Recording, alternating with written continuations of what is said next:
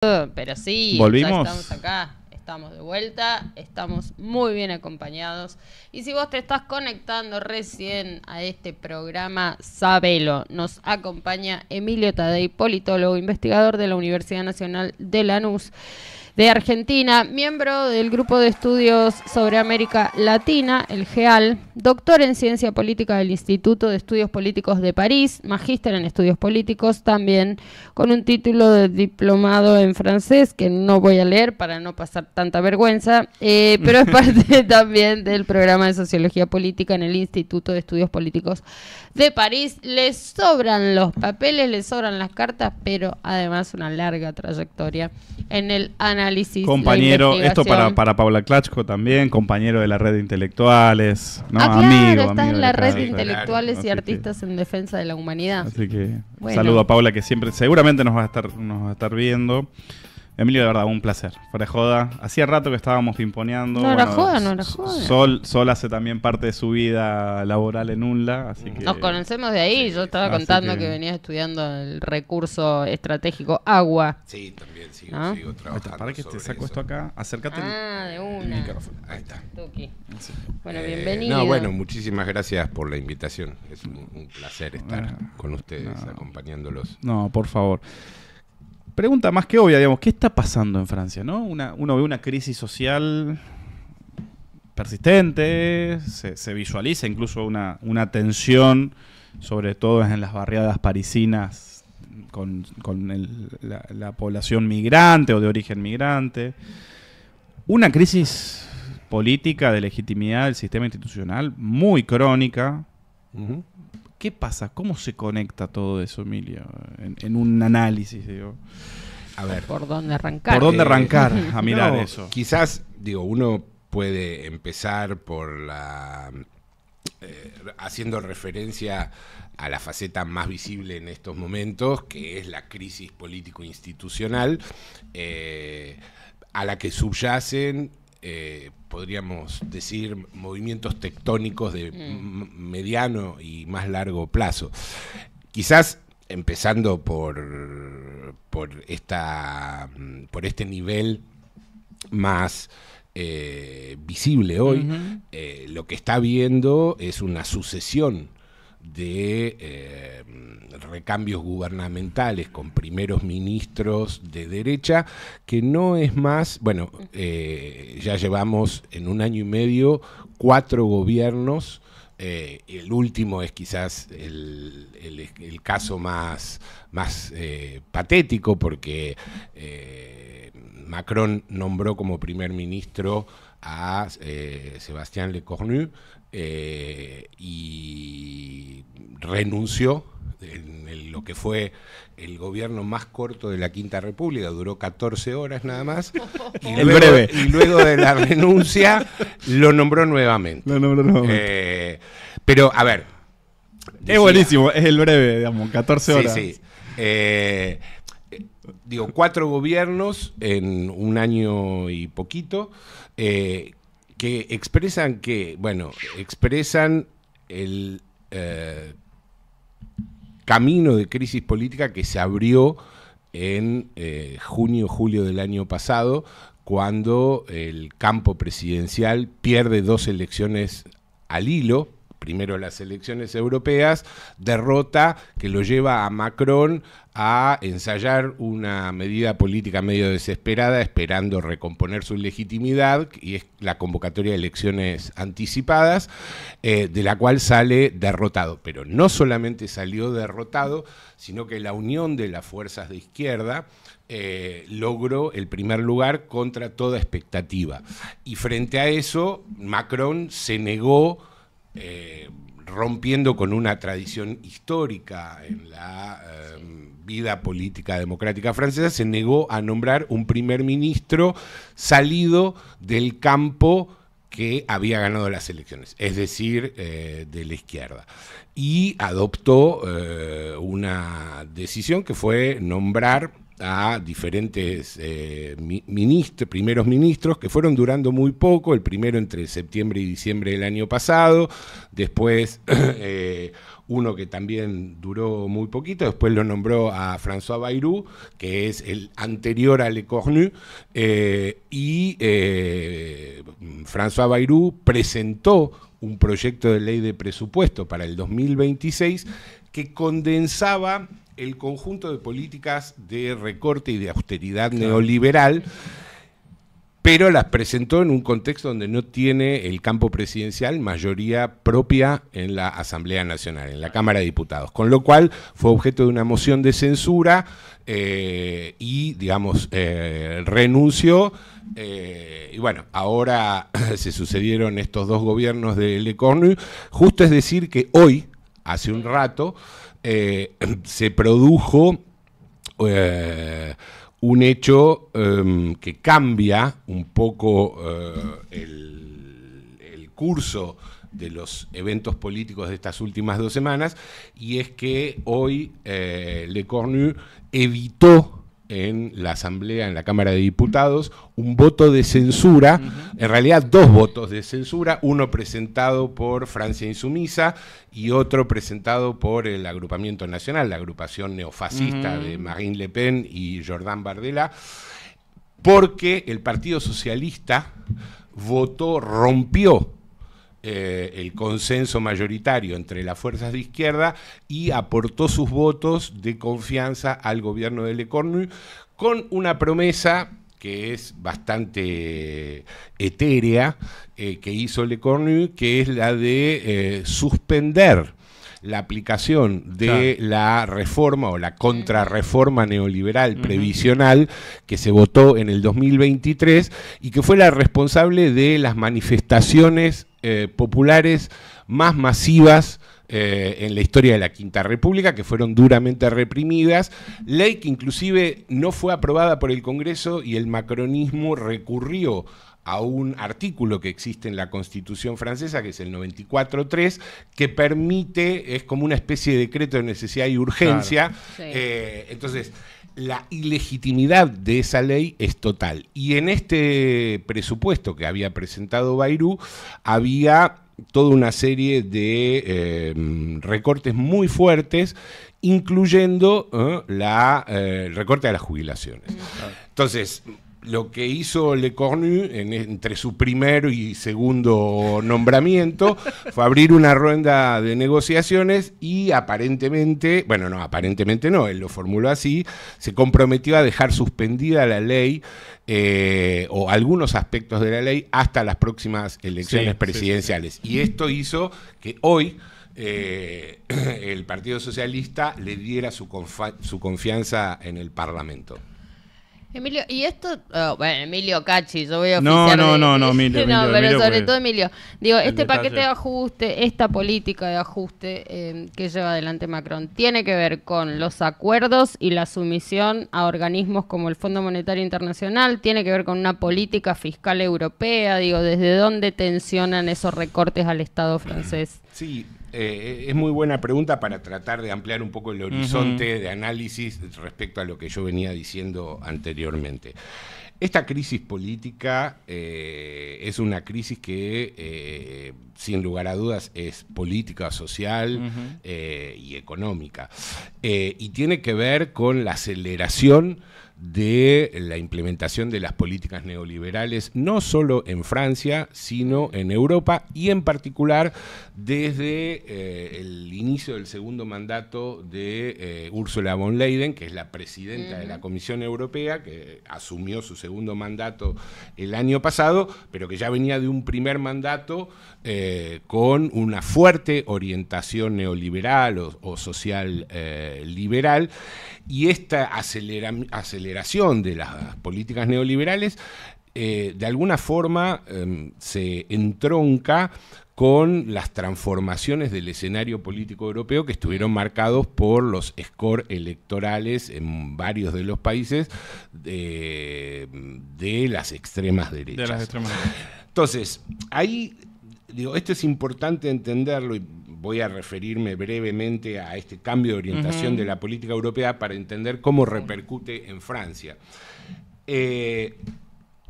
Desde este segundo mandato, inclusive un poco antes, y en correspondencia con los efectos de la guerra de Ucrania, las burguesías europeas han reorientado.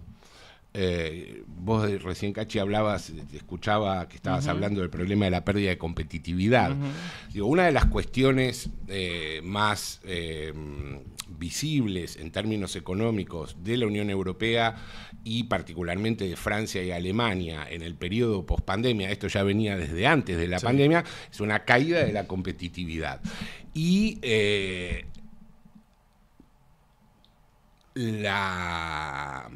el establecimiento de políticas anticíclicas durante la pandemia incrementó el llamado gasto público, que fue esencialmente reorientado a beneficiar a los grandes empresarios europeos. Entonces, a la salida de la pandemia, no hubo una recuperación económica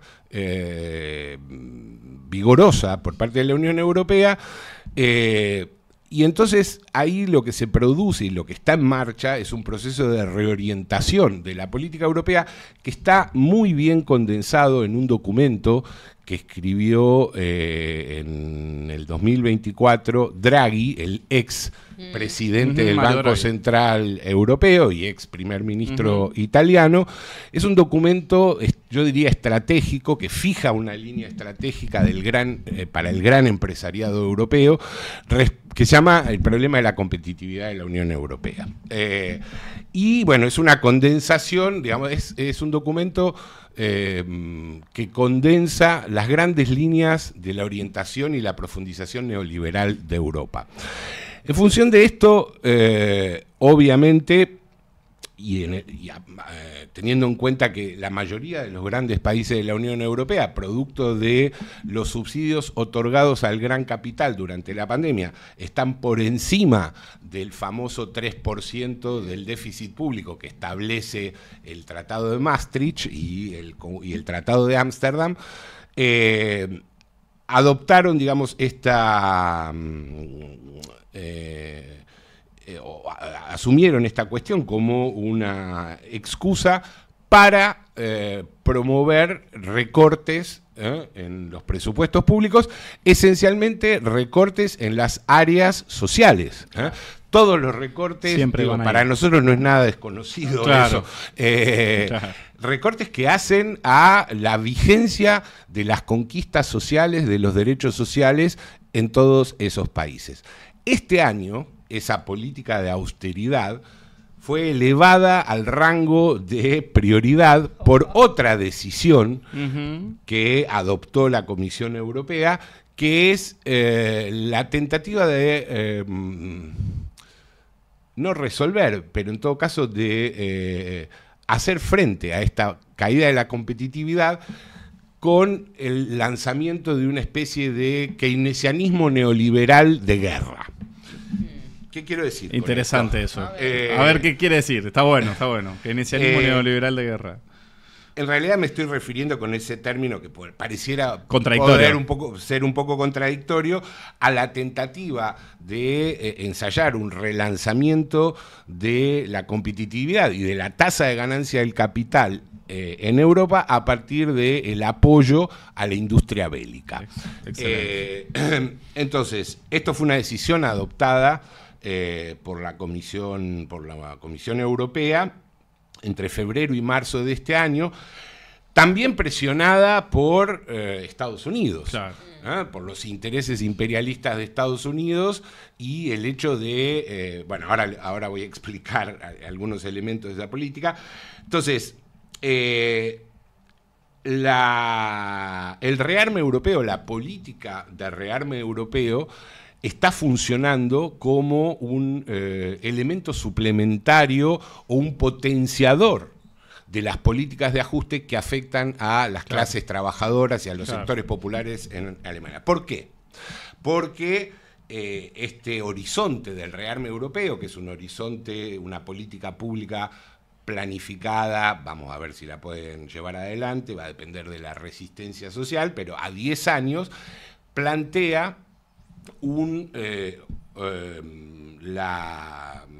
dedicar un presupuesto de 500.000 millones de euros. Es muy interesante, digo, yo tuve la ocasión de estar ahora en febrero y en marzo, justamente cuando fue lanzado este paquete en Europa, y es muy interesante para ver las propias contradicciones del discurso neoliberal, ¿no? Porque por un lado, justo antes del lanzamiento de esta política, se decía, como acá no hay plata, ¿no? Y de golpe, de la galera, sacaron este programa con el objetivo de 500.000 millones de euros, son algo así como 530.000 millones de dólares. Una cantidad de plata. Para la guerra. Claro. Y obviamente dijeron, bueno, la plata va a salir de una política de austeridad respecto a el financiamiento de los derechos sociales en Europa. Claro, porque no es graben las grandes riquezas, graben las grandes fortunas. Bueno, ese es otro de los temas, otro de los debates que está planteado y que lo plantea la izquierda en Francia. No, pero por eso, un poco en relación a esto que vos decís, y que es muy, muy pertinente, sobre todo porque desde la pandemia para acá, los niveles de concentración de la riqueza y en particular de algunos sectores económicos en Europa ha sido brutal. Francia es quizás, y quizás también esto permite entender por qué la situación está tan tensionada en Francia. Francia es el país donde diferentes sectores empresariales más se enriquecieron en Europa, sobre todo en el terreno de los medios de comunicación, de las industrias de lujo, y otros sectores. Entonces, la crisis política francesa está atravesada por esta cuestión y por la decisión, que es una decisión estratégica. Yo digo, más allá de la configuración de la crisis política actual, creo que esta observación que hago, en todo caso el énfasis que pongo en esta observación, apunta a colocar esto como un marco de referencia para leer un conjunto de crisis políticas que se están sucediendo o que se pueden suceder en Europa. Este es un marco referencial en la medida en que empuja a la profundización de las políticas neoliberales, a la profundización de las políticas de austeridad fiscal sobre la espalda de las clases populares. Claro. Lo increíble de lo que estás comentando es que al menos ese aumento en el gasto militar no está, al menos por ahora, impactando en términos de producción industrial, porque lo que están realizando es un proceso de inversión y compra de equipamiento que va a ir a Estados Unidos. Es decir, por eso siguen en la tendencia de descapitalizar a la Unión Europea para recapitalizar a Estados Unidos. Desde la guerra de Ucrania para acá viene siendo eso, porque la energía barata rusa ahora es el gas natural licuado importado desde los Estados Unidos, ¿no? Eso, bueno, por eso yo antes hacía referencia a este término, o utilizaba este término que puede sonar contradictorio. De keynesianismo neoliberal de guerra. Porque en realidad, en Europa esto se expresa bajo la forma de profundización de las políticas neoliberales. Claro. Pero, y en referencia a esto que vos mencionabas, hay una dimensión keynesiana que tiene que ver con el proceso de transferencia de riqueza de Europa a Estados Unidos, de la riqueza socialmente producida por las clases trabajadoras europeas, porque la plata sale de ahí. Y acá es interesante señalar una cosa. Yo no soy un especialista en cuestiones de defensa ni en industria militar, pero justamente como estaba allá cuando se lanzó esto, me interioricé respecto a algunas aristas de esta cuestión. Y un especialista, colega, que trabaja sobre cuestiones estratégicas, francés, me contaba que en realidad el proceso de sustitución Sí. de producción armamentística. Hoy el 50% de los armamentos de diferente tipo que tiene Europa los compra Estados Unidos. Listo, ya está. O sea, la mitad de la industria o de las provisiones armamentísticas de Europa proviene de Estados Unidos. Reemplazar ese 50% no se realiza en 2 meses, ni en 3 meses, ni en 2 años.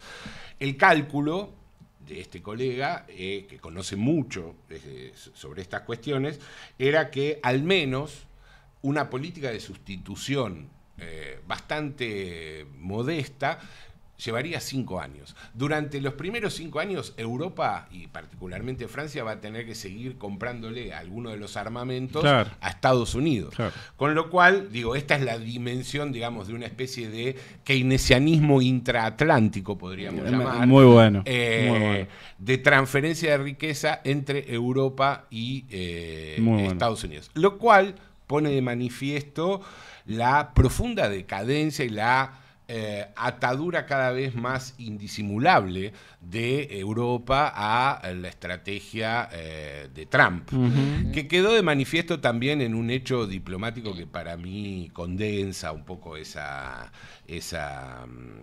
cuestión, que es la reunión entre Trump y Ursula von Leyen por la negociación de las tarifas, donde Estados Unidos le impuso, como está haciendo el gobierno de Trump, tarifas que van hasta el 100% a veces a algunos productos europeos, y Ursula von Leyen se comportó como se comportó Milei, digo, salvando las distancias. Sí, ¿no? sí.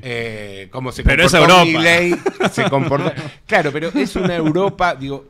Estas cuestiones, este proceso de transferencia de riqueza en torno a la industria armamentística, este seguidismo respecto a la imposición unilateral de Trump con los aranceles y un montón de cuestiones más, hablan de este proceso de, yo creo que es una decadencia irreversible, y el fin del sueño, digamos, sobre el que se asentó la construcción de la Europa neoliberal desde la década de los 80, particularmente desde los 90 hasta acá, el fin del sueño de una Europa democrática. Creo que lo que también pone de manifiesto la crisis francesa y sobre todo la represión que hubo al movimiento de Bloqueemos Todo y a las 2 huelgas generales que le siguieron es la declaración de una guerra social de las burguesías europeas contra sus pueblos. Me parece que esto también estuvo presente en Bélgica. A ver, de todas formas, esto no quiere, la situación es muy compleja y esto no quiere decir que porque haya habido 2 huelgas y el movimiento Bloqueemos Todo, la salida de esta crisis se vaya a procesar por izquierda, ¿no? Ahí hay, digamos, un contexto muy complejo, y no nos olvidemos que el crecimiento progresivo en términos electorales del agrupamiento nacional, el partido de Marine Le Pen. Sí, neonazis, neofascistas. Exactamente. No ha dejado de estar presente en las últimas década y media en la vida política francesa, pero por otro lado la intensificación de la crisis está polarizando posiciones y el agrupamiento nacional,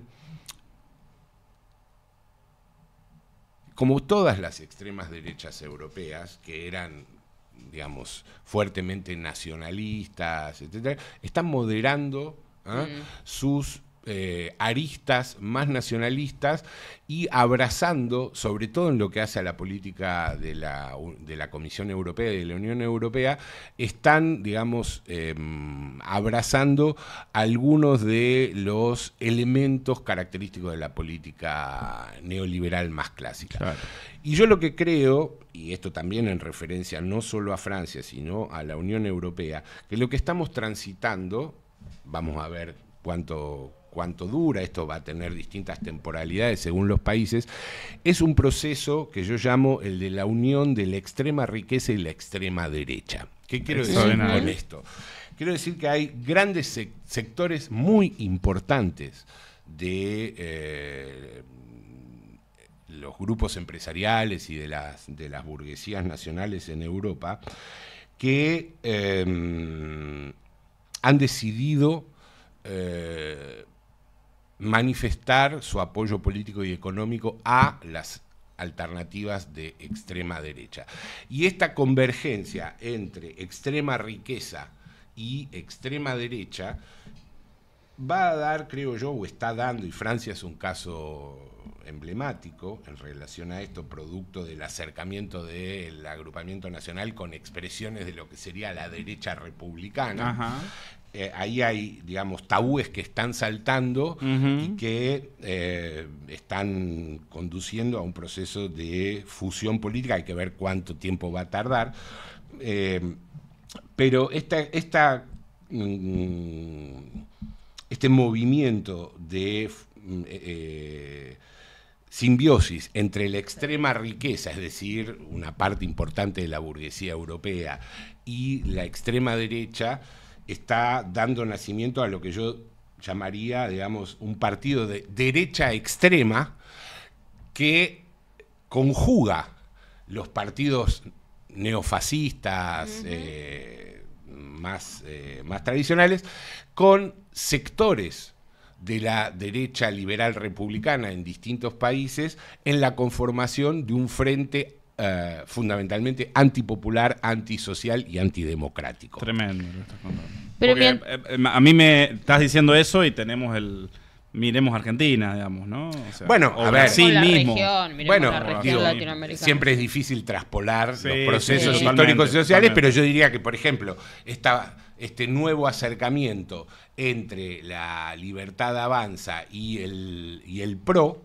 de alguna forma es un acercamiento que que garantizó la elección presidencial de Milei, luego se fue un poco diluyendo, y ahora, producto de la presión de la embajada yanqui de Estados Unidos, en la búsqueda de gobernabilidad, nuevamente, digamos, se tienden puentes. Bueno, un poco me parece que refleja, salvando las distancias, las distancia y la condiciones complejidad son europea. A ver, otras. no es porque seamos acá colonizados pedagógicos ni eurocentristas, pero digo, tiene que ver con el grado de acumulación de la riqueza. Digo, me parece que estamos hablando de fenómenos que vos bien describís en términos estructurales, el funcionamiento del sistema, cómo en la crisis del sistema, el enfrentamiento total entre dos grandes polos, las redes financieras tecnológicas de China y de Estados Unidos, y cómo se disputan los territorios, digamos, y cómo han subordinado evidentemente también al territorio europeo en esa disputa. Bueno, el fenómeno estructural es esa enorme concentración cada vez más atroz de la riqueza en una clase que tiene su representación política en la derecha y en la extrema derecha. Sí, ahí, es muy interesante lo que vos... Y te quiero hacer una pregunta. Perdón. No, perdón, te No. dejo, después te hago una pregunta. Hay otro elemento, digamos, que interviene en la configuración de la crisis o de las crisis en Europa, y que me parece que no es un elemento a menospreciar, que es la dificultad que hoy tiene el capitalismo europeo, y que esto habla o está relacionado con esta caída en su competitividad y una reducción en la tasa de ganancia de ciertos sectores del capital. La dificultad que tiene o que tienen los capitalismos europeos para ampliar su territorio productivo. Claro. ¿Qué quiero decir con esto? Todos sabemos, digamos, que una de los elementos característicos de la reproducción de la sociedad capitalista, de la civilización capitalista, es esa posibilidad de ampliar permanentemente, o al menos, digamos, por ciclos, un espacio vital para la reproducción de esas relaciones sociales. La construcción neoliberal de la Unión Europea, o el aceleramiento de la construcción neoliberal de la Unión Europea en la década de los 90, tuvo como punto de referencia la posibilidad de ampliar ese espacio vital hacia el este europeo. Claro. La anexión o la llamada unificación alemana es quizás Lo más emblemático. lo más emblemático junto, y ojo, no hay que olvidarse de esto, con la guerra en la ex Yugoslavia. Claro. Guerra que fue en parte acicateada por Alemania cuando reconoce, digamos, la independencia de Croacia. Entonces, esos dos movimientos, por un lado la ampliación hacia el este de Alemania y la obtención de territorios en la ex Yugoslavia, alimentó un ciclo de expansión del capitalismo europeo que ahora se encuentra con la frontera rusa. Claro. Entonces, el capitalismo europeo no está pudiendo expandirse hacia el este y tiene otro problema en el sur. O varios otros problemas y Francia es en el el ejemplo. sur. Exactamente. Que quizás también en este caso Francia es el caso más emblemático con lo que yo llamo la crisis de legitimidad o de gobernabilidad política de el mundo neocolonial francés en el conjunto de África. Bueno, las rebeliones y las revoluciones en el África subsahariana, en la región del Sahel, son las más emblemáticas, pero la crisis política que acaba de estallar en Madagascar es otra manifestación de eso, de la misma forma que la crisis política que viene arrastrándose en Nueva Caledonia. Claro, le explotó hasta Nueva Caledonia, digamos. Claro, como... entonces, y eso no es privativo de Francia. Hay otras potencias europeas que están perdiendo una capacidad de control neocolonial de sus territorios. Eso hace que este espacio vital, digamos, del capitalismo europeo esté bloqueado hacia el este y con serias dificultades producto de una serie de movimientos, de acontecimientos que están produciéndose en el sur global. Y esto creo que es como uno de los horizontes o que marcan o que refieren digamos, esta decadencia europea de la que yo hablaba, con el agregado de que en parte muchos de esos países estos movimientos tienen que ver con el proceso de incremento de la influencia china. Entonces es un escenario que está atravesado, pero en todo caso, y con esto cierro, creo que estos límites, frente a estos límites que el capitalismo europeo está encontrando, la decisión es descargar o hacer reposar la pérdida de rentabilidad del capital europeo sobre las espaldas de las trabajadoras y de los trabajadores europeos e inmigrantes. En primer lugar, inmigrantes a través del reforzamiento de las políticas represivas, anti-inmigrantes, etcétera, etcétera, y ahora, digamos, con un incremento de la ofensiva sobre trabajadoras y trabajadoras de origen europeo. Emilio, yo en esa clave, extraordinaria la explicación, porque da la situación, ¿no? No solo la coyuntura, sino da el análisis de situación. Te quería preguntar sobre eso último que dijiste, sobre las características de las fuerzas plebeyas, ¿no? Y sobre todo Francia termina siendo muchas veces lo más emblemático de las protestas populares, del campo popular en Europa. Es por lejos lo más emblemático, se vieron cosas muy interesantes en otras partes. Hubo un sujeto que es el agrario que en el marco de la guerra de Ucrania, con precios dumping de la producción agroalimentaria ucraniana, también salieron a la lucha. España tuvo algunas movilizaciones relativamente importantes. En Italia, que parecía que no pasaba nada, una huelga monumental por Palestina que condicionó el accionar de Giorgia Meloni, ni más ni menos. La pregunta es esta, ¿cómo se configura esos sujetos plebeyos en Europa? Que, para poner un paréntesis, digo, hace 10 años atrás no se veían. Quizás los chalecos amarillos fueron lo que más primero pusieron en evidencia ese sujeto plebeyo popular. Bueno, ¿cuáles son sus características? ¿Qué has podido ver de todo eso?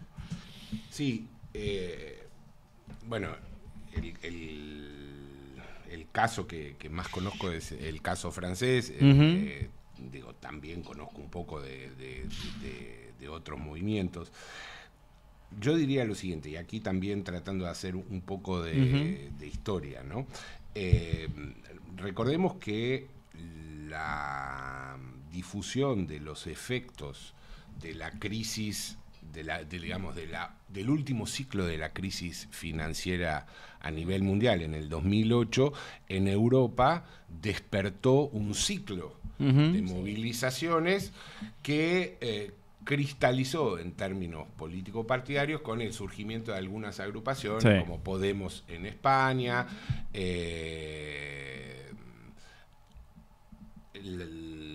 los insumisos en Francia, esos fueron pero también en Gran Bretaña. Pero también en Gran Bretaña, con Corbyn. Exactamente. Con Jeremy Corbyn en el Partido Laborista. Exactamente. Francia quizás fue el único país, muchas de esas experiencias, y quizás Podemos es el caso más emblemático, creo que tuvieron una gran dificultad de sostener en momentos en que decidieron ingresar al gobierno en alianza con el Partido Socialista Obrero Español, con el PSOE, tuvieron una gran dificultad en sostener un doble movimiento de, gestión de los asuntos públicos en el gobierno, pero mantener una pata fuerte en el movimiento social. Claro. Y eso creo que de alguna forma determinó la crisis política de Podemos. Más allá de que Podemos todavía existe. Sí, pero se entrampó institucionalmente, ¿no? Exactamente. Con esto no estoy diciendo, que está mal en determinados momentos, asumir la necesidad de la gestión pública. El problema es que transformar la gestión pública neoliberal supone un proceso de intervención política que mantenga una capacidad o una pata en el movimiento popular. Muy y, bueno. Podemos, creo que por diferentes razones, no pudo hacer eso. Francia es un caso muy particular en Europa. Yo diría que, desde 1789 es un país que tiene una tradición de intervención popular muy fuerte. Es quizás la más emblemática de Europa occidental. Despierta simpatía. Una sonrisa nos sale. Hay una tradición insurrecta en Francia que de alguna forma todavía está presente, muy golpeada y todo. Y, desde el 2008 para acá, Francia, la sociedad francesa, ha sido la sociedad de Europa Occidental que más capacidad ha tenido de resistir algunas de las medidas neoliberales. Empezando por el movimiento de los chalecos amarillos, que fue un movimiento muy, muy singular, ¿no? Porque expresaba el descontento, sobre todo, empezó como la expresión del descontento de las zonas rurales, pero rápidamente logró articular, pero, con una dificultad de establecer puntos o puentes con sectores sociales que son claves en Francia, como por ejemplo los movimientos o las protestas de los hijos de los inmigrantes racializados. Entonces, pero el movimiento de chalecos amarillos fue muy importante y fue quizás el momento de quiebre respecto a la decisión de modificar el tratamiento de la cuestión social por parte de las clases dominantes francesas. Esto se vio, por ejemplo, en un cambio de la doctrina de la policía francesa en el tratamiento, de la protesta social. Se pasó de una doctrina preventiva a una doctrina represiva que arrojó, el tremendo resultado de cantidad de militantes y manifestantes con pérdidas de ojos. Luego, el movimiento de los chalecos amarillos se sucedieron las protestas estudiantiles contra las reformas o las contrarreformas neoliberales del gobierno de Macron, luego las protestas o los alzamientos de los jóvenes racializados de la periferia. La barriada parisina. Sí, no solo parisina. En el último, digamos, es un movimiento que se sucedió en grandes ciudades francesas, aparte de París, ¿no? Y luego de eso, en el 2023, fue el gran movimiento contra la reforma de la jubilación. De las jubilaciones. Entonces, hay, digamos, una temporalidad corta de unos 8 años en Francia de protestas sociales muy, muy importantes. En este contexto es que nace el movimiento de los insumisos, que va a servir como punto de apoyo a la construcción de lo que hoy es el principal partido político de la izquierda francesa, que es la Francia Insumisa, cuyo referente más conocido es Jean-Luc Mélenchon, que es un militante que hace años rompió con el Partido Socialista y que hoy aparece como una de las figuras políticas en Francia, y a la cual la derecha le tiene miedo, ¿no? Porque, bueno, es un personaje con una prestanza, digamos, en sus intervenciones públicas. Y una de las cosas que ha sucedido es que desde el año pasado, cuando la izquierda gana las elecciones legislativas, pero no puede acceder al gobierno, Mélenchon, digamos, más que Mélenchon, la Francia Insumisa ha fijado una estrategia política que le ha permitido, digamos, interpelar a sectores de las clases trabajadoras y del voto obrero en Francia que venían votando al Frente Nacional, y recuperar una parte de ese electorado. Extraordinario. Esas son buenas noticias. Son buenas noticias, sí, porque me parece que había una cuestión de cierto extravío de todo el progresismo europeo en la agenda neoliberal, interesado, de la imposibilidad de pensar agendas por fuera de la agenda otanista, de no condenar, con Ucrania se notó mucho, como un sector de la izquierda europea quedó muy entrampado, incluso en legitimar y en promover la guerra, porque en última tenés la alternativa de decir, che, paz, pan y trabajo. Bueno, ahí en relación al conflicto ucraniano hay dos elementos que yo creo que, a la luz de la evolución o de los hechos políticos, le dieron gran legitimidad a Mélenchon. Sí. Uno es haberse opuesto a la guerra de Ucrania. Claro. Fue el único referente político en Francia que claramente salió a hacer un llamamiento por la paz. Claro. Y en segundo lugar, lo cual le valió la demonización de los medios, es haberse opuesto desde el primer momento al genocidio en Gaza. Esto pareciera que es una cuestión secundaria o no tan importante, pero en una sociedad como la sociedad francesa, el posicionamiento sobre cuestiones de política internacional, y más de dos cuestiones que están en las puertas de Europa, pesa. Entonces yo creo que ahí, y aparte hay otro elemento en relación a este proceso de renovación de las construcciones de izquierda, progresistas, nacional populares, como quieran llamarlas. Mélenchon, y esto es muy singular, es el único referente político de la izquierda europea que reivindica su anticapitalismo.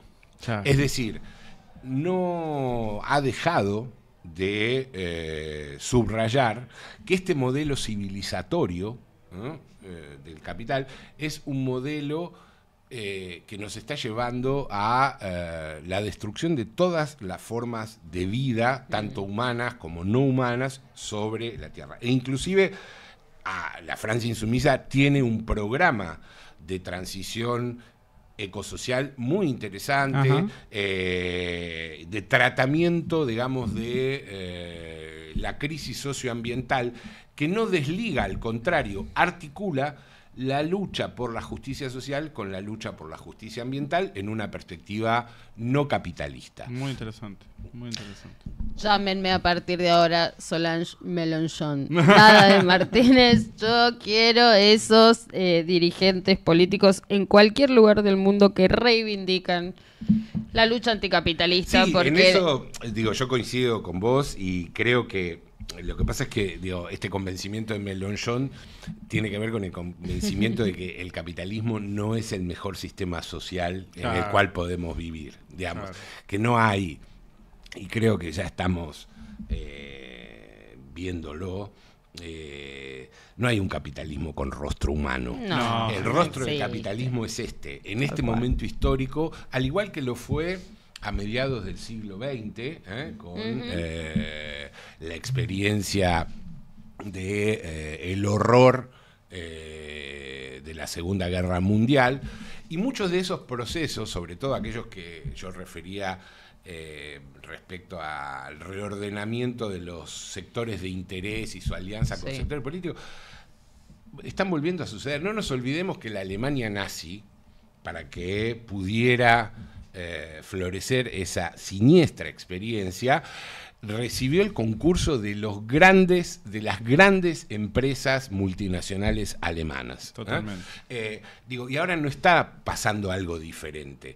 Este proceso de acercamiento entre derechas que uno podría llamar o que se autodenominan como republicanas con ciertos sesgos democráticos en un determinado periodo histórico, y las extremas derechas, es algo que está siendo alentado y financiado por el capital europeo. De la misma forma que aquí en la Argentina sucede lo mismo. Entonces, digo, este horizonte de Mélenchon no es solamente un horizonte retórico. Yo creo que es alguien que dice, bueno, una alternativa progresista, democrática, nacional, popular, no puede plantearse como horizonte de construcción política el reconocimiento de que este sistema social hegemónico en el que vivimos es un horizonte indepasable, me salió un galicismo, un horizonte que no se puede superar. Claro, no, extraordinario. Te van saludando en el chat, pero déjame decirle que lo saludan a Emilio en el chat, que le agradecen también la claridad. Dice, hay alguien recontra interesante, Emilio. Suele aburrirme Europa, no es el caso de la entrevista. Entre otros saludos desde Honduras, desde otros lugares de nuestro querido país, la Argentina.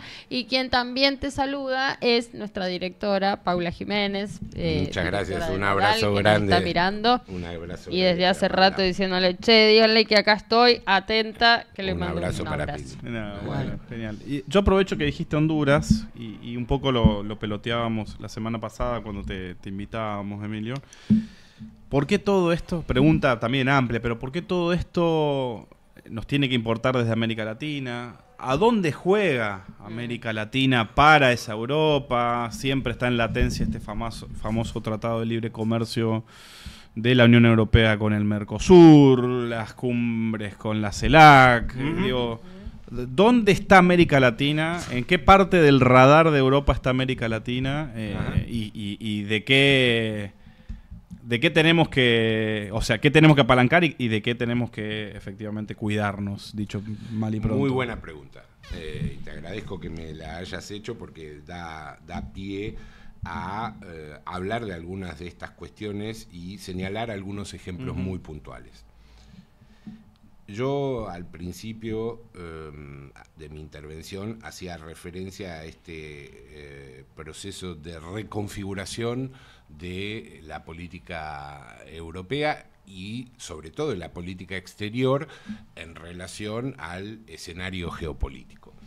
Y en el 2023, un poco en relación con estas recomendaciones del informe Draghi, etcétera, etcétera, en lo que hace a la pérdida de competitividad de la economía europea, la Unión Europea lanzó un programa global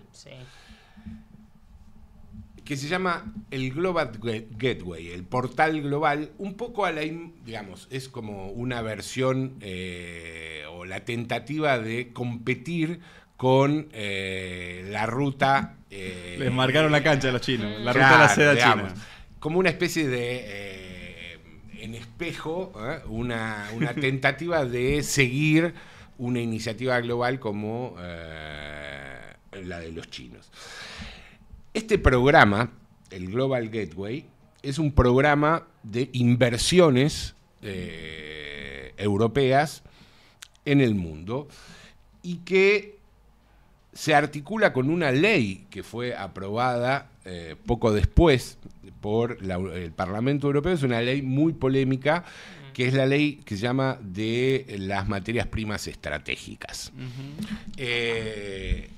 que intenta, o es un intento de regular la provisión de materias primas que Europa no tiene y que debe buscar en el exterior de sus fronteras. Y me estoy refiriendo a, digamos, las materias primas de la industria militar y las materias primas para financiar la transición energética. Entonces, el Global Gateway y esta ley de materias primas. De minerales críticos. De minerales críticos son digamos, dos de los marcos más importantes de este proceso de reorientación de la política exterior europea. Y aquí que en ese proceso de reorientación de la política europea, y esto es algo que estamos estudiando con un compañero, la cartera de inversiones previstas en América Latina. Hay 51 proyectos que son considerados estratégicos por la Unión Europea en América Latina, y el 54% de esos 51 proyectos que los europeos están o van a financiar, el 54, o sea, más de la mitad de los proyectos son proyectos que entran en lo que ellos llaman el rango de clima y energía. O sea, son proyectos extractivistas. Totalmente. Clima y energía. Aquí a llevarse una vez más los el 54% críticos, Mamá. Y es muy interesante porque el país, dentro de ese 54%, que son algo así como 14 o 15 proyectos en toda América Latina y el Caribe, el país que más proyectos tiene es Argentina. Mierda. ¿Sobre Brasil? Sobre Brasil. Brasil tiene muchos proyectos, pero de transporte. Claro. Logística. De logística. Inclusive hay un proyecto que ya está generando, digamos, grandes resistencias sociales en el norte de Brasil, en Maranhão, que prevé la construcción de un puerto y de una línea ferroviaria de 500 kilómetros para sacar materias primas del Amazonas. Pero Chile, Argentina y Bolivia son como los niños mimados. Nuestro litio se nota un poquito. Bueno, y ahí hay una serie de elementos interesantes para ¿Por qué digo esto? Porque me preguntaban por el tema del acuerdo con el Mercosur. Sí. Que, digamos, está ahí. En el último tiempo, el gobierno de Brasil lamentablemente está como pugnando, digamos, para acelerar la firma. Yo personalmente creo que, y por lo que sé, por algunos comentarios que me han llegado, de todas formas sigue ahí. Sí. Y creo que la crisis política en Francia no va a contribuir, no ayuda, claro. Digamos, con lo cual esa es una razón más para solidarizarnos con los sectores populares franceses que están manifestándose en la calle, digamos. Pero lo que quiero decir es que el acuerdo de Unión Europea-Mercosur, que es fundamentalmente un acuerdo de inversiones y un acuerdo de servicios, empieza a entramarse de la misma forma que el acuerdo de Chile con la Unión Europea, que ese es un acuerdo vigente, No, tranquilo. empieza a entramarse con esta iniciativa europea. ¿Por qué señalo esto? Porque hay que poner el ojo en esta dimensión también. Si no, vamos a quedar limitados a una mirada respecto al tema de los acuerdos comerciales, que obviamente es muy importante. Yo mismo, he participado en redes y en articulaciones para oponerse al acuerdo Unión Europea-Mercosur, pero hay un nuevo elemento que empieza a intervenir y que en el caso de Argentina, y quiero dar un ejemplo muy puntual, porque esto ha sido objeto de las conversaciones entre Milei y Macron en los dos encuentros que tuvieron en el último año. Milei estuvo en marzo de este año, fines de febrero, en París. Claro. Francia, por ejemplo, ha puesto en andamiento una mina o mejor dicho, una industria de extracción de litio en Salta. Es una empresa, una multinacional francesa que se llama Eramet, cuya filial acá en la Argentina que explota esto en este salar se llama Eramine, y que ha ya exportado 3.000 toneladas de litio en febrero. Lo particular es que, fíjense, ¿no? Esta empresa empezó a operar en octubre-noviembre del 2024. En febrero de este año realiza la primera exportación. Es el primer productor de litio en Europa, ¿eh? O sea, no es una pequeña, es un jugador. Pequeña empresa. Pocos meses después, Milei quita las retenciones, lleva las retenciones a la exportación de ciertos minerales a cero. Con lo cual, a lo que estamos asistiendo es a un saqueo colonial directo. Sí. Pero no solo eso, sino que la presidenta del grupo Eramet, ha estado en la Argentina, porque aparte es la presidenta de la Cámara Franco-Argentina de Industria y de Comercio, y después de eso le ha exigido al gobierno una modificación de la política cambiaria. O sea que hay salvando las distancias, ¿no? Pero un comportamiento que se asemeja mucho al comportamiento que están teniendo los Estados Unidos en relación a la capacidad de condicionalidad sobre... Entonces, y redondeo con esto, el Global Gateway, que es esta mega iniciativa europea, busca, a través de una política bastante ofensiva, hacerse de los bienes comunes naturales y de la infraestructura latinoamericana. ¿Para qué? Para garantizar esencialmente dos cuestiones, que yo lo decía antes: la transición energética en Europa y la provisión de minerales críticos para la industria armamentística, etcétera, etcétera. Y a su vez, y esta es por eso mencionaba a los dos, está el Global Gateway, pero esta ley de minerales críticos lo que legisla también es la búsqueda de minerales críticos dentro de Europa. Y en el marco de esta ley se aprobaron 41 o 47, no me acuerdo el número exacto, proyectos de prospección en países de la Unión Europea. Van a detonar adentro todo. Exactamente. Correcto. Entonces, terrible. Ahí, esto es un elemento a tener presente, sobre todo porque hay muchos proyectos que están previstos en países que no tienen tradición minera. Claro. Y esto va a impactar en las relaciones sociales y en la problemática ambiental o socioambiental en esos países. Sí, sí, con el nivel de desarrollo que tiene esa agenda, además, y esa discusión en términos políticos en Europa. O sea, no es barato, y yo creo que es eso. Van a canibalizar a la periferia europea con esto también, ¿viste? Sí, sobre todo porque hay varios proyectos en países nórdicos. Claro. Con lo cual, eso va a ser, yo creo, a mediano, ya hay algunas algunos movimientos de oposición a algunos de esos proyectos, pero es una dimensión de la conflictividad que probablemente se va a expresar en Europa. Espectacular. Se va a sumar en el próximo tiempo. Cerramos. Bueno, sí, mira, Emilio, yo sé que vos sos parte de esta comunidad y capaz no resulta una novedad, pero te cuento, y con vos a quienes estén conectando, que para cerrar cada día, y en un acto de defensa de la inocencia de Cristina Fernández de Kirchner y de denuncia de su proscripción política, de su encarcelamiento político, en un conjunto de hechos que solo hablan de la persecución, el intento de magnifemicidio y la búsqueda de acallar a nuestra dirigente popular más importante de las últimas décadas, más importante sin duda desde el regreso de la democracia, es que tenemos este balcón de Cristina, ¿viste?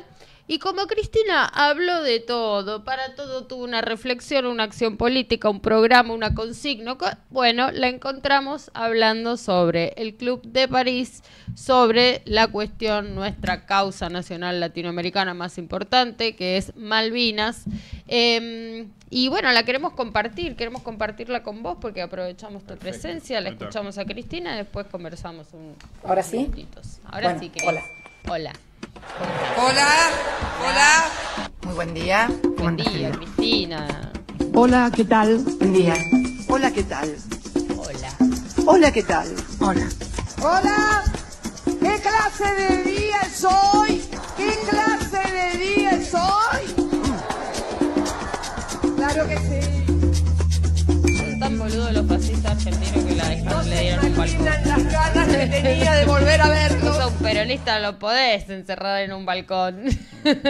Ahí la ponemos. Entiendo que esto es 2015, ¿sí? Cristina hablando desde Francia en torno a la deuda argentina con el famoso Club de París, ¿sí?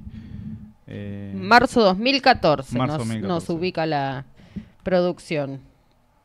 Así es, hola, ¿qué tal? Un cordial saludo desde el Palacio del Eliseo. Hace unas horas terminó acá un encuentro que duró más de 2 horas y media entre la mandataria argentina Cristina Fernández de Kirchner y su homólogo francés François Hollande. 3 importantes temas estuvieron sobre la mesa en la reunión de estos dos mandatarios. La situación de las Malvinas, la disputa que Argentina y el Reino Unido mantienen sobre este territorio, también la actual situación de Crimea y la deuda que Argentina sostiene con el denominado Club de París y que ya asciende a más de 9.500 millones de dólares. Nada. A las potencias que cuando se habla de integridad territorial sea aplicable para todos la integridad territorial, porque mi país sufre el cercenamiento territorial por parte del Reino Unido de las Islas Malvinas y sin embargo las grandes potencias, fundamentalmente el Reino Unido y Estados Unidos, se han manifestado a favor del referéndum.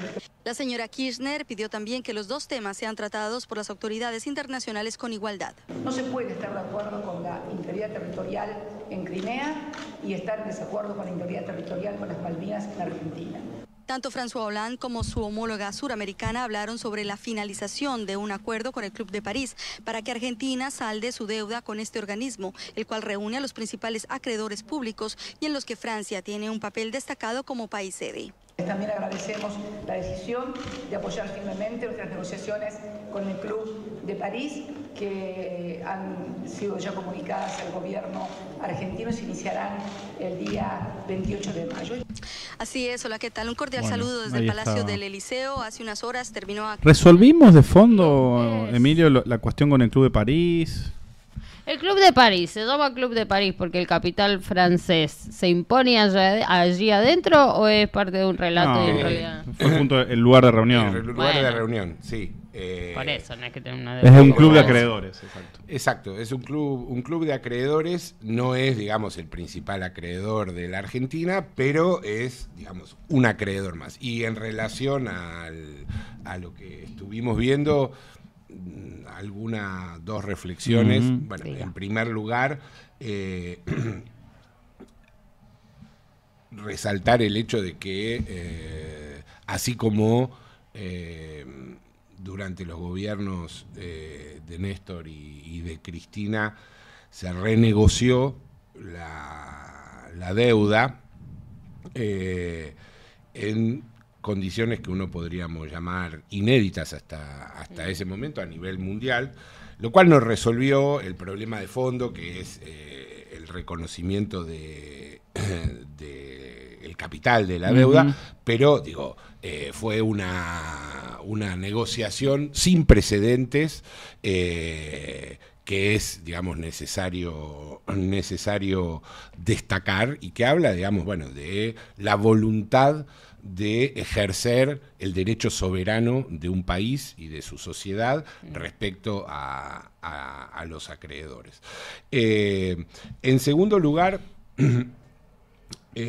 estas imágenes y este discurso, y sobre todo en las condiciones en que se encuentra Cristina, la expresidenta, con quien manifiesto nuevamente mi solidaridad respecto a las absolutamente injustas condiciones de detención, y digo, reitero, porque cuando el día que salió la sentencia, yo en ese momento estaba en Bogotá, en Colombia, en la Asamblea General de Claxo, el Consejo Latinoamericano de Ciencias Sociales, y rápidamente con compañeras y compañeras hicimos un acto de desagravio, que tuvo una enorme desagravio y de repudio a la decisión del Poder Judicial de encarcelarla injustamente. Por eso quería aquí lo comentamos también, lo trajimos con uno de los actores que se movieron en la Claxo.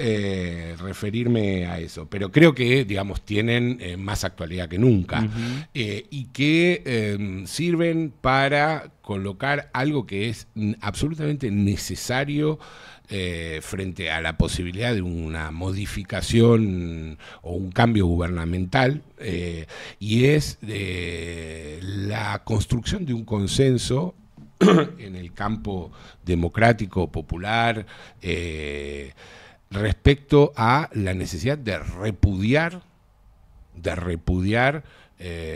la deuda que este gobierno está tomando. Y creo que hay, digamos, y yo no soy un especialista sobre esta cuestión, pero hay, digamos, dos principios, que es el de la deuda odiosa y el principio o el hecho de que tanto el directorio del Fondo Monetario como el gobierno argentino han violado, en un caso, digamos, los reglamentos del fondo, y en este caso la legislación local, para plantear que no vamos a pagar esta deuda sobre el mayor sacrificio de nuestro pueblo. Y en ese sentido, el discurso que acabamos de escuchar de Cristina es una referencia, es un horizonte que las fuerzas populares, nacionales, democráticas, de izquierda, tienen que, digamos, tomar como referencia. Comparto, Ay, Emilio. excelente que lo digas vos, yo no me canso de repetirlo. El próximo gobierno, si es peronista, miren, por favor, háganos el favor. Atilio Borón planteó una jugada que está muy buena, que es judicializar esto en la Corte Penal Internacional. O sea, es como un hecho delictivo penal. Sí, aparte hay... bueno, que la deuda, el endeudamiento argentino... aparte hay cosas que no se conocen poco, pero la doctrina de la deuda odiosa es una doctrina que nació en Estados Unidos. Bueno. Entonces, digo... a partir de un caso, de un juez que sentenció que la deuda que reclamaba, creo que era, no sé si el Reino Unido, era una deuda odiosa, es decir, cuyo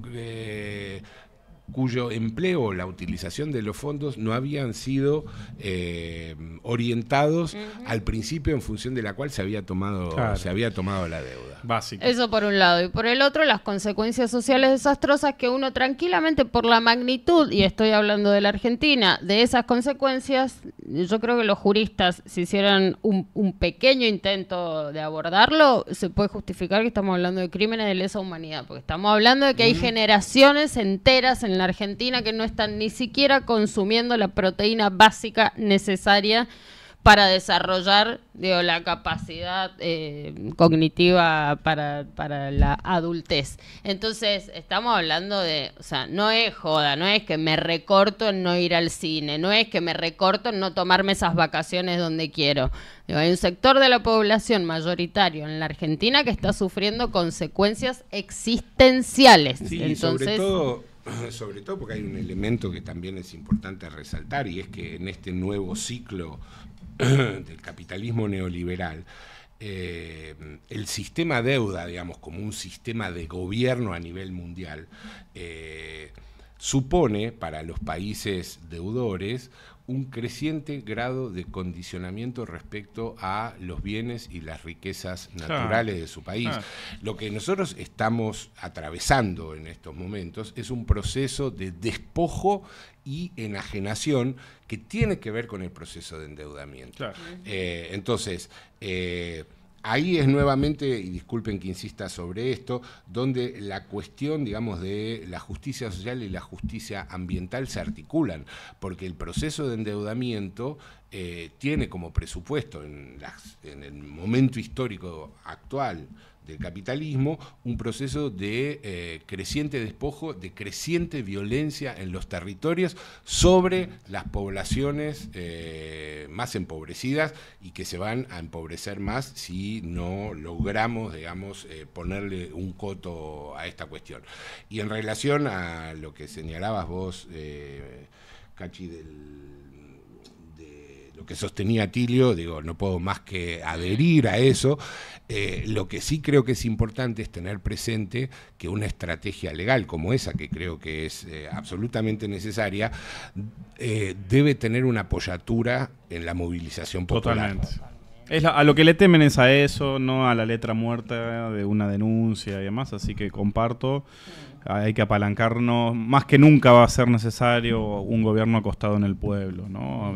Protagonizando las decisiones, las definiciones, una democracia de alta intensidad que realmente nos permita revertir este momento tan amargo, y lo estamos diciendo a 10 días, ¿no? 10 días exactamente de una elección que viene calibrada en ese sentido, incluso más allá de las voluntades populares o de las dirigencias políticas. El resultado electoral va a claramente dibujar un escenario que va a exigir un mayor nivel de inteligencia por parte de nuestra dirigencia. Así que gracias por esas advertencias múltiples que nos ha hecho en tu reflexión, Emilio. Sí, tal cual. Pero porque además extrema derecha y extrema izquierda, riqueza, extrema derecha y extrema riqueza. Y extrema concentración de la riqueza. Hemos tenido un gran análisis de la situación, de la coyuntura, en todas las escalas. Ha sido de verdad un placer recibirte, Emilio Tadei. Tendremos otras oportunidades para conversar a fondo sobre la política nacional. Nos vamos a despedir, pero les vamos a recordar, vos que estás del otro lado, tenés la suerte de estar prendido a Nodal, no te vayas, porque se viene Bionodal y se viene el Obrador 4.0, todo el agro, toda la producción, todo el trabajo como objetos de análisis de los equipos de investigación y producción de conocimiento estratégico para el pueblo que formamos Nodal. Así que acuérdate, ¿un proyecto de qué, Matías? Un proyecto de comunicación y de política desde y para América Latina llamado Nodal. Nos vemos mañana.